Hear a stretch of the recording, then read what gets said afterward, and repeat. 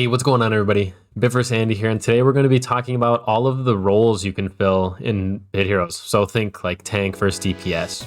I'm going to talk a little bit about whether or not you should dedicate to a specific role and when that makes sense. Also talk about some recommended setups, as well as how to watch out for certain roles in PvP. So let's jump straight in, because understanding these roles can help you become more effective in all battles.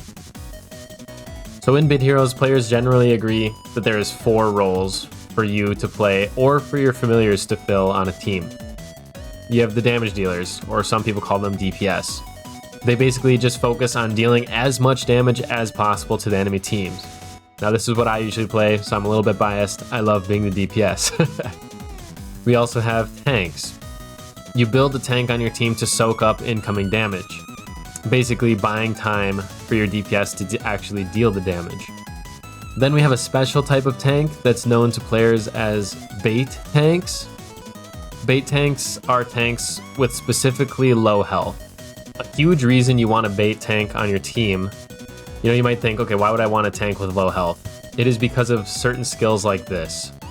You can see here, and this is not a build I use, but just to show it for an example, this skill called Eruption deals damage to the weakest enemy, and what this weakest enemy means is the person on your team with the lowest health. It doesn't matter if they have 100% of their health or 1% of their health, just the lowest total number.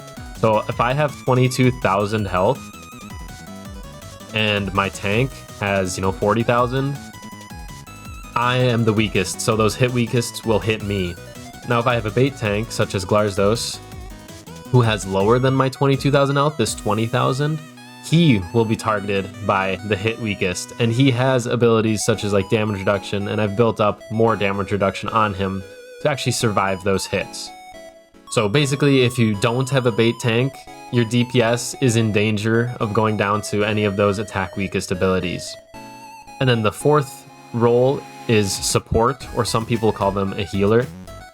These heroes and familiars don't focus on dealing damage, but instead they literally just focus on supporting their team, whether you're healing, buffing, shielding, debuffing enemies.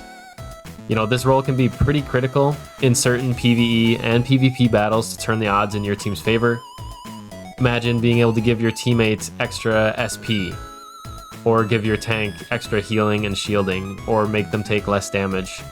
There's just a lot of great ways and a lot of variety in the ways that support players or familiars can assist a team.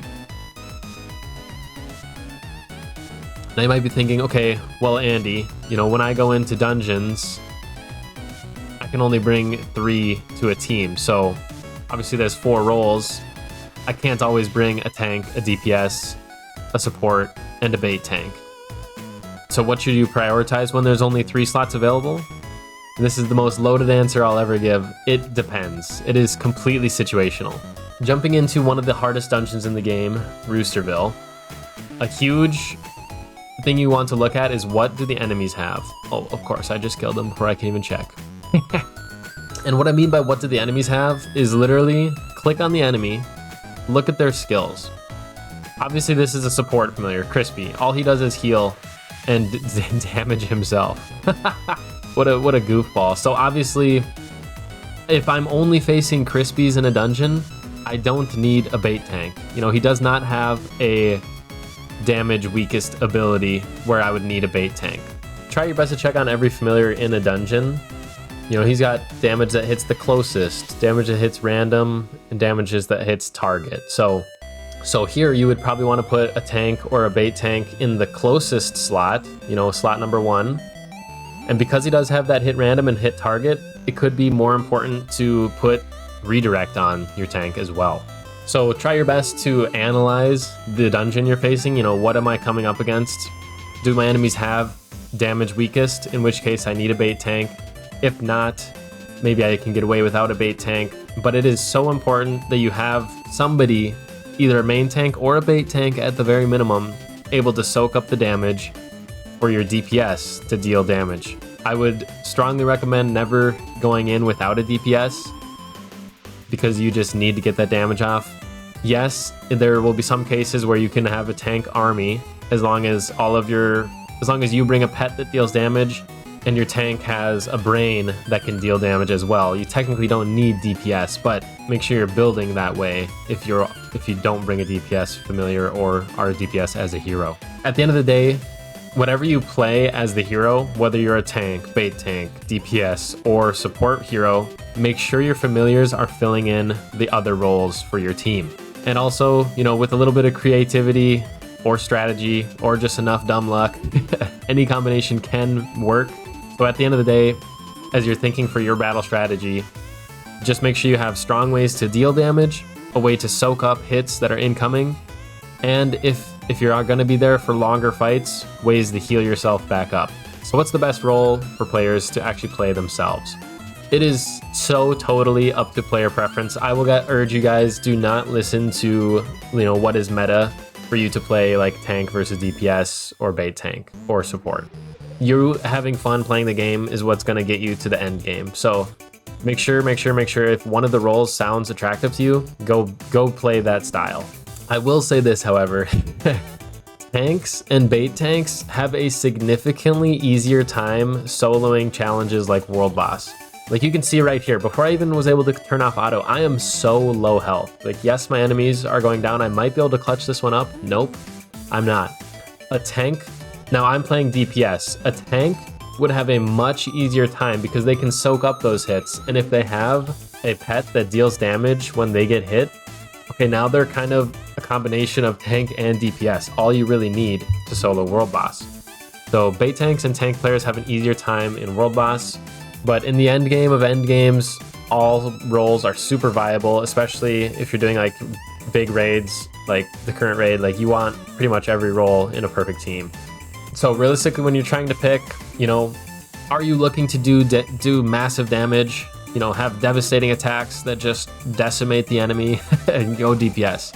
If you want to be able to take hits and keep your back line safe, you know, be the shield of your team, have high defenses, soak up damage, and even be able to like, some tanks can like deflect or have a pet that punishes enemies that hit you, go tank. If you want to like draw enemy attacks that are meant for your teammates, confuse their focus, kind of control the battle, and very oftentimes be sporting the absolute highest power stats in the game, like being able to drop absolute bombs because you don't have to put stats in health, go ahead and be a bait tank. And of course, if you're looking to boost your allies and weaken foes, keeping your team shielded up, healed up, support is the backbone of a very successful team. So if healing, buffing, shielding, and debuffing sounds good to you, go support. We are given multiple armory slots. Do not feel like you are locked into just one role. If you have the patience and the RNG to get good gear for multiple roles, feel free to make a build for every single role and be able to flex like that. I know some of the top players have builds that are better than my DPS, as well as having amazing tanks, bait tanks, support. You know, the best bit hero can fill any role by filling in their armory. So, you know, consider that it's never like a permanent, oh my gosh, I'm going to be a bait tank, I can never be a DPS player. Like, no, you can always fill up your other armory slots. I don't want to do a super deep dive on specific equipment or gear pieces that you need for each role, but I do want to give you guys some guidelines to follow. When it comes to your accessory, obviously tanks and bait players will want a defensive accessory, while support and DPS players will want an offensive. Yes, there's niche builds where you would want a different one, but in general, go defensive if you're a tank, go offensive if you're not. Now for pets, it is absolutely up to you. Whether you want defensive or offensive, it just depends on what your team needs. If you're going into a fight without a support, maybe you want a defensive pet that can heal you. However, what does matter is the trigger. So if I was to reforge my pet, I can turn it into when you hit an enemy, when you get hit, or a mix of the three. And then of course the option that I have on right now is per turn. If you're a support player, you know, and I'm using a staff that heals, if you're a support player, go per turn. You know, my skill, I'm using my 0 SP that just heals and shields. I'm not hitting the enemy, so I have to go with per turn. If you are a tank, make sure you're going when you get hit.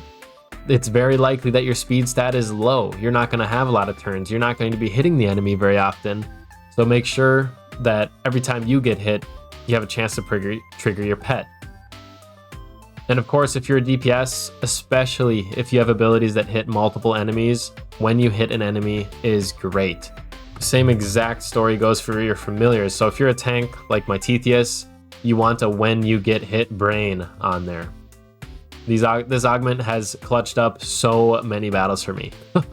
Now, of course, besides that, your runes and enchants matter a lot. Make sure if you're a DPS that every single rune is helping you deal damage, okay? If you have a rune that's not helping you deal damage, I would replace it with something that will help you deal damage. Same goes for enchants, you know, make sure they're all helping you deal damage. The bonus is what matters. And vice versa for tanks and bait tanks. Make sure all your runes are something like damage reduction or evade or block. You know, every single piece, like these percentages add up. I know it's only 3% in power, but it's 3, 6, 9, 12, and then you come over to the enchants. Okay, I know it's 2.5. I'm not that fast in math. 14.5, 17, you know, up and up and up. Like, I don't have empower at all from my sets or my accessory. It's just runes and enchants. And my empower is up to 29.5%.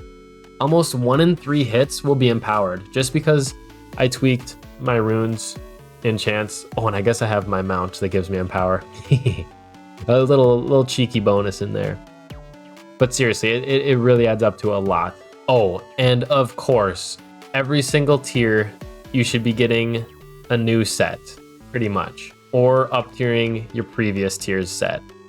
Set bonuses are absolutely build-defining in Bit Heroes.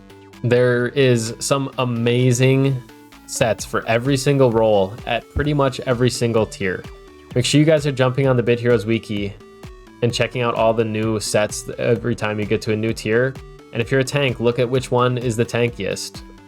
And if there's not a good option, okay, maybe I need to up tier my previous set, and that's okay. It's always more expensive to up tier, so try your best to get a new set every tier if possible. But by all means, it's never an L by up tiering your previous gear to get through a tier. Now, just like runes and enchants on yourself, make sure you guys are min-maxing your familiars' augments. It is so important. You know, if I have Pythias, you know, who I consider one of the best tanks in the game, he has 30% evade. Make sure you're stacking more evade on him with your augments. You know, it would not make sense if I put like speed on the augments here. That would not be good, but having more evade is helping him be a better evade tank, and he's just stronger, can take more hits, soak up more damage basically. Make sure you're min-maxing those bonuses. Same goes for DPS familiars. You know, give them stuff like speed, dual strike, empower, damage bonus, all those good stuff. So basically, by dedicating your hero to fill a specific role, you're able to specialize your stats.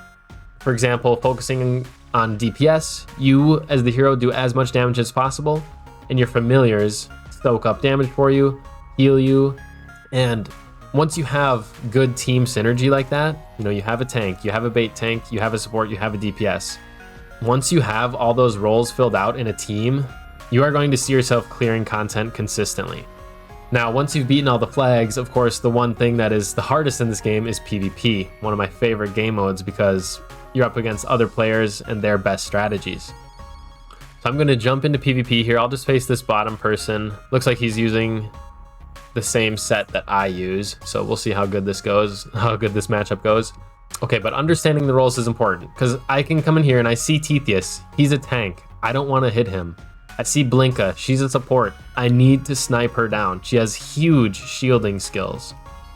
Glarsdos, he's a bait tank. I know I can't use attack weakest against his team or else it's just going to go to Glarsdos. And he's probably got a brain that will punish me. Yep, attack strongest when you get hit. So I don't want to be hitting his Glarsdos. Of course, he's got Melborg. That's a great DPS legendary. And he himself is playing the same set as me. So I know that he's Adventurer Andy. Pretty much a hybrid between support and DPS. So this is a little tricky, knowing what he's got. You know, I'm kind of forced to hit him in the front and back here based on my set. But once I get through them... So here's a situation where I can either deal damage to the closest and try to finish his Tetheus off, but I know his Tetheus has so much evade. 30, 39, plus 12 is like 41, 50%. Plus he's got damage reduction, plus he's got resistance. There's more likely than not, I get punished for hitting him. So I'm going to heal instead, right? And then boom, you see what happened. Somebody on his team hit my Tetheus, who punished them for hitting me. So sometimes you gotta be really careful in PvP and watch out for scenarios like that. Now that I've gotten through his tank and bait tank, I can just go ahead and attack anybody on their team willy-nilly. So I'm just gonna drop my mount, took out the Blinka. He has no heals left. It's time to just mop up. So by understanding roles and being a little bit surgical when you look at your enemy's team and what kind of bonuses they're rocking, you can strategize and get the upper hand in battles. Basically just take more wins, earn more loot, get higher placements on the leaderboard, which also just earns you more loot.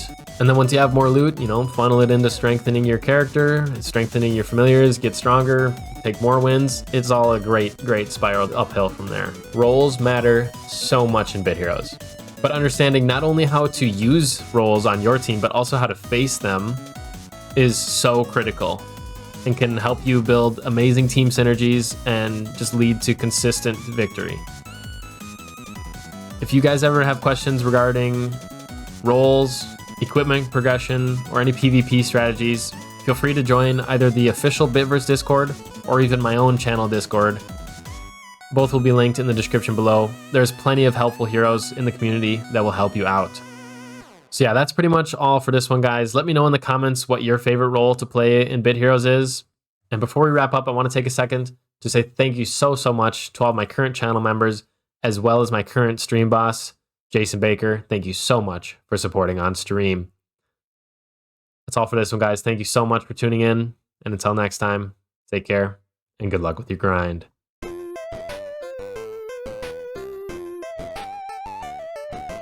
Bitverse Andy. Raid shards. Stand, and he said to the man, run in the stand, hey, bump, bump, bump, got any Zeals and the man said, no, we just sell raid shards. but it's cold and it's fresh and it's all homemade. Can I get you a glass? Bitverse Andy Said, I'll pass. Then he waddled away, waddle, waddle.